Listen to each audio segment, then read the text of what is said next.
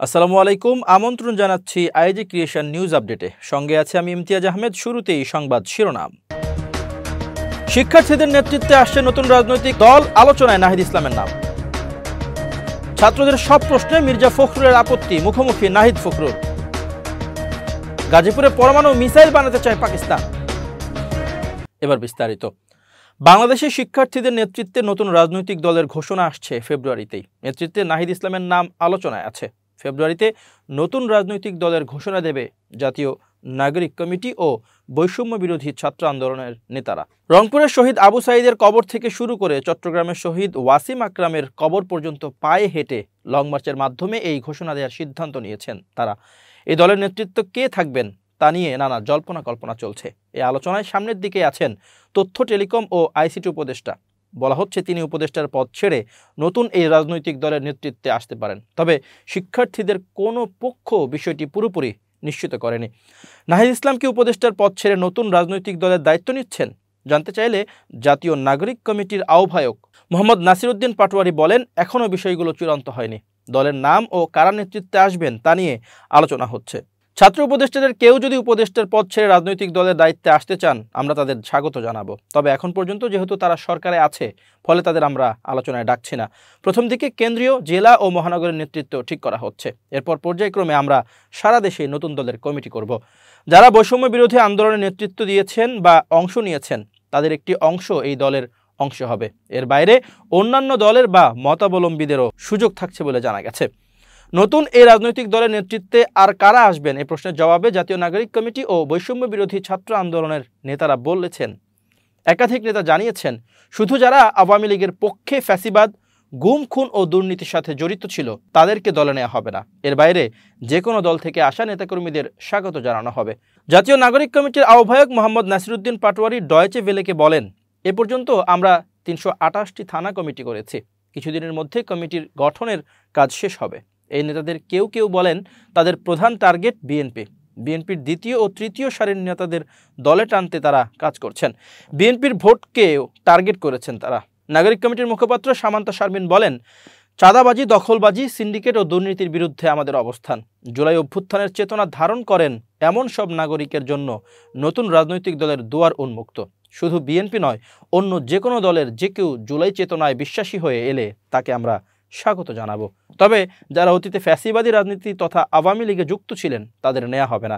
বিভিন্ন কমিটিতে কয়েকজন অতীতে আওয়ামী লীগের সাথে সম্পৃক্ততার তথ্য গোপন করে ঢুকে পড়েছিলেন, তা জানামাত্র বহিষ্কার করা হয়েছে। উপদেষ্টা নাহিদ ইসলাম ও বিএনপি মহাসচিব দুইজনেই অবস্থান নিয়েছেন 2 মেরুতে। নাহিদ ইসলাম বলেছেন, আমরা পছন্দের কাউকে রাষ্ট্রপতি করতে চাইনি, আমরা চেয়েছি এই রাষ্ট্রপতি সরে যাক। আমরা বলেছিলাম প্রয়োজনে সবাই মিলে একজনকে ঠিক করি। আমরা তো পছন্দের কাউকে রাষ্ট্রপতি করতে চাইনি। তবে বিএনপি মহাসচিব মির্জা ফখরুল ইসলাম আলমগীর বলেছেন, আপত্তির কারণ খুব সঙ্গত, কারণ আমরা তো একটা সংবিধানের অধীনে আছি। রাষ্ট্রের যে সংবিধান, সেই সংবিধানের অধীনে আমরা আছি। এই সরকারও শপথ নিয়েছে সেই সংবিধানের অধীনে। সেখানে রাষ্ট্রপতিকে যে অপসারণ করবে সেটা কে করবে? এটা 1। 2 নম্বর হচ্ছে রাষ্ট্রপতি আনবেন কাকে? 3 নম্বর হচ্ছে এটার লেজিটিমেসি কার হাতে থাকবে? পার্লামেন্ট নাই। সুতরাং ওই প্রশ্নটাকে আমরা মনে করি যে অবাস্তব প্রশ্ন। অন্যদিকে জুলাই ঘোষণাপত্রের বিষয়ে নাহিদ ইসলাম বলেছেন, ছাত্ররাই একাই তো এটা দিতে চেয়েছিল, কিন্তু সেখানে বিএনপি বাধা হয়ে দাঁড়ালো। বিএনপি মহাসচিব হন্তদন্ত হয়ে প্রধান উপদেষ্টার কাছে গেলেন, বললেন এভাবে ছাত্ররা করলে অনৈক্য তৈরি হবে। ছাত্ররাও ভাবলো সবাই মিলেই করি, আলোচনার টেবিলে দিল। এখন পর্যন্ত সমাধান হলো না। তারা আগ্রহী না এটা আগেই বলতে পারত, কিন্তু তারা শঠতা ও প্রতারণা করে এটাকে বাধাগ্রস্ত করলো, বলেছেন নাহিদ ইসলাম। তবে এ বিষয়ে বিবিসিকে দেয়া সাক্ষাৎকারে মির্জা ফখরুল ইসলাম আলমগীর বলেছেন, এটা নিয়ে আমাদের সাথে কোনো আলোচনাও করা হয়নি আগে, আমরা জানিও না এটা। আর অভ্যুত্থানের 5 মাস পরে এই ডিক্লারেশনের কোনো যুক্তি আছে কিনা তাও জানি না। তিনি বলেন, এটা একটা ভুয়া অভ্যুত্থান, একটা আন্দোলন। সেই আন্দোলনের ডিক্লারেশন তখনই হওয়া উচিত ছিল।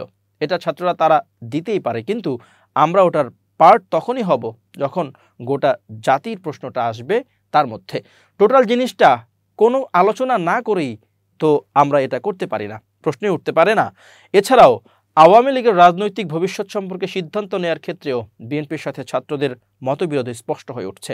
মির্জা ফখরুল ইসলাম আলমগীর বিবিসিকে বলেছেন, যারা বাংলাদেশের স্বাধীনতায় বিশ্বাস করে রাজনীতি করে তাদেরকে নিষিদ্ধ করার ব্যাপারটাতে আমরা কখনোই একমত হইনি। এটা আমরা বলেছি যে জনগণ ডিসাইড করবে যে আওয়ামী লীগকে নিষিদ্ধ করা হবে কি হবে না। নাহিদ ইসলাম বলেছেন, এ বিষয়ে সবার অবস্থান আরও পরিষ্কার করা দরকার। নিরপেক্ষ সরকারের নামে আওয়ামী লীগকে আশ্রয় দেওয়ার ষড়যন্ত্র হলে মানব না। আওয়ামী লীগকে পুনর্বাসন ও নির্বাচনে অংশ নেওয়ার ব্যবস্থা করানো দেশি বিদেশি ষড়যন্ত্র চলছে। আশা করি কেউ এই ষড়যন্ত্রে পা দিবে না। পাকিস্তান সফর ঘুরে এসেছিলেন বাংলাদেশের সামরিক বাহিনীর 6 কর্তা। আচমকা 6 জন বাংলাদেশের সেনা কর্মকর্তা কেন পাকিস্তানে গেলেন তা নিয়ে আগেই ধোঁয়াশা তৈরি হয়েছিল। সূত্রের খবর, এরপরই ঢাকা বিমানবন্দরে দেখা গিয়েছে পাকিস্তানের 4 উচ্চপদস্থ সামরিক কর্মকর্তাকেও, যা কপালে ভাঁজ ফেলেছে নিরাপত্তা বিশেষজ্ঞদের। যদিও ভারত বাংলাদেশ দুই দেশের সরকারি মাধ্যমে এই নিয়ে কোনো কথা হয়নি, তবে চিন্তা বাড়িয়েছে কয়েকটি বিষয়। পাকিস্তান সেনাকর্তাদের আসার খবর নিয়ে চূড়ান্ত গোপনীয়তা রক্ষা করার চেষ্টা করেছে বাংলাদেশ।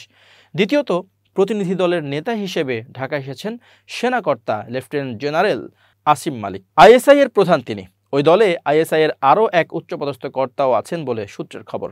আমেরিকায় ক্ষমতা হস্তান্তরের পর প্রেসিডেন্ট হিসেবে দায়িত্ব নিয়েছেন ডোনাল্ড ট্রাম্প। এরপরই পাকিস্তানের সেনাকর্তা ও আইএসআই এর প্রতিনিধিদের বাংলাদেশে যাওয়া নিয়ে আশঙ্কা দানা বাঁধছে।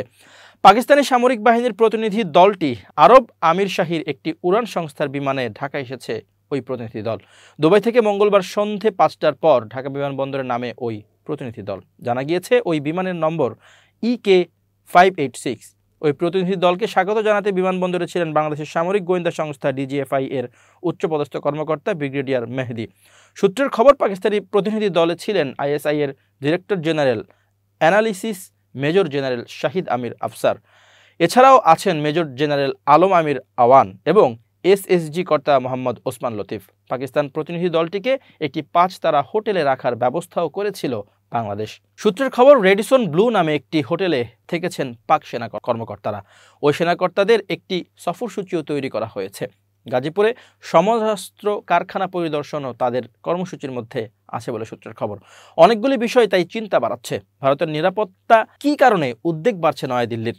পাকিস্তানের উচ্চপদস্থ কর্মকর্তাদের আগমন নিয়ে কোনো ঘোষণা করেনি বাংলাদেশ সেনার ISPR।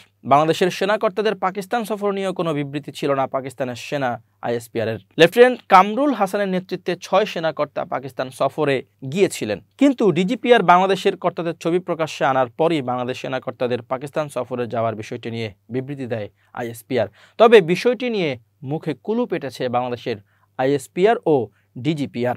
ভারতীয় গোয়েন্দাদের একাংশ মনে করছেন এই বিষয়ে খবর প্রকাশ করা হলে তা অস্বীকারও করা হতে পারে। সফরের উদ্দেশ্য নিয়ে ভারতের নিরাপত্তা বিশেষজ্ঞরা কিন্তু কৌতূহলী। ভারতকে জবাব দিতে ক্ষেপণাস্ত্র মোতায়েন করার কথাও ভাবছে ঢাকা বিশ্ববিদ্যালয়ের আন্তর্জাতিক সম্পর্ক বিভাগের এক প্রভাবশালী শিক্ষক ও দেশের কয়েকজন নিরাপত্তা বিশেষজ্ঞ। পাকিস্তান থেকে ক্ষেপণাস্ত্র আমদানি করতে চাইছে বাংলাদেশ, এমনই মনে করছেন ভারতের নিরাপত্তা বিশেষজ্ঞরা। ভারতের এক প্রাক্তন কূটনীতিকদের মতে, মোহাম্মদ ইউনূসের নেতৃত্বে বাংলাদেশের অন্তর্বর্তী সরকার জামাত ইসলামী ও বেশ কয়েকটি ইসলামী সংগঠন পরিচালিত হচ্ছে। পাকিস্তান প্রেম ও ভারত বিরোধিতা, এই দুটি মোটাকে কাজে লাগিয়ে নতুন অধ্যায় শুরু করেছে বাংলাদেশের অন্তর্বর্তী সরকার। ISI ও সেনা কর্তাদের এই সফরই বলে দেয় পাকিস্তান এই সুযোগকে কাজে লাগাতে প্রস্তুত। এখানেই শেষ নয়, বাংলাদেশের সামরিক ক্ষেপণাস্ত্র প্রীতিকেই কাজে লাগাতে চাইছে পাকিস্তান। বাংলাদেশের গাজীপুরের সমরাস্ত্র কারখানায় শাহিন সিরিজের ক্ষেপণাস্ত্র বানানোর প্রস্তাবও দিয়েছে পাকিস্তান। বাংলাদেশ সেনাবাহিনী এই ক্ষেপণাস্ত্র পাবে। প্রথাগত অস্ত্রের পাশাপাশি পারমাণবিক অস্ত্র বহন করতে পারে এই ক্ষেপণাস্ত্র। বাংলাদেশের হাতে এই ক্ষেপণাস্ত্র থাকলে পূর্ব ও পশ্চিম দুই সীমান্তেই চাপে থাকবে ভারত। 1970 সালে পূর্ব পাকিস্তানের সময়কাল থেকেই এই গাজীপুরের সমরাস্ত্র কারখানার কাজ শুরু হয়। 1971-এর যুদ্ধে এই কারখানা ক্ষতিগ্রস্ত হয়। স্বাধীন বাংলাদেশের 303 একর জমিতে ধীরে ধীরে এই অস্ত্র কারখানাটির আধুনিকীকরণ হয়। এবার পাকিস্তান সেনাকর্তারা সেই অস্ত্র কারখানায় প্রদর্শন করে গেল।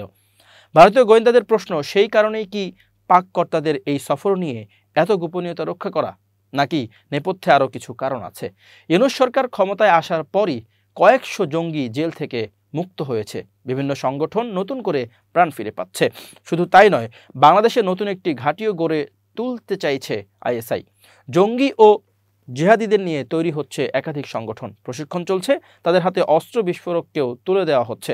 ভারতীয় গোয়েন্দাদের আশঙ্কা, বিভিন্ন এলাকায় স্লিপার সেলকে ফের সচল করা হচ্ছে। এই পরিস্থিতিতে বাংলাদেশে আইএসআই প্রধান আশিমি মালিকের সফর সিগনিফিক্যান্ট বলে মনে করছেন নিরাপত্তা উপদেষ্টারা।